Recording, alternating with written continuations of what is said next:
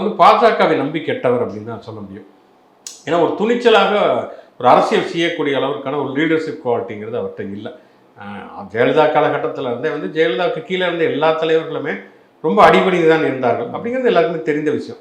ஆனால் அதில் கூட எடப்பாடி பழனிசாமி ஒரு அரசியல் பண்ணி ஒரு தலைமை பொறுப்பை வந்து தக்க வச்சுக்கிறாங்கிறப்ப ஓபிஎஸ் வந்து என்ன பாஜக என்ன சொன்னதோ அதை தொடர்ச்சியாக செய்து வந்தார். முதல்ல சசிகலாவுக்கு எதிராக குரல் எழுப்பினதாக இருக்கட்டும், இவர் எடப்பாடி பழனிசாமி எதிராக குரல் எழுப்பதாக இருக்கட்டும், இது எல்லாமே பாஜக சொல்லி தான் செய்கிறேங்கிறத அவரே வெளிப்படையாக சொல்லியிருக்காரு. இப்போ ஏதாவது ஒரு இடத்துல தன்னை வந்து அவங்க வந்து பிளேஸ் பண்ணுவாங்க அப்படின்னு சொல்லி தான் ஓபிஎஸ் நினச்சிருந்தாரு. ஆனால் வந்து எடப்பாடி பழனிசாமியை பொறுத்த வரைக்கும் என்னன்னா, முதல்ல வந்து அவர் யாரையுமே சேர்ப்பதில்லைங்கிறதுல ரொம்ப பிடிவாதமாக இருந்தார்.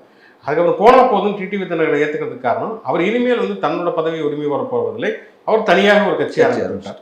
ஓபிஎஸ் உள்ள விட்டோம்னா அது நமக்கு தேவையில்லாத பிரச்சனை அப்படின்னு சொல்லி எடப்பாடி நினைக்கிறாரு.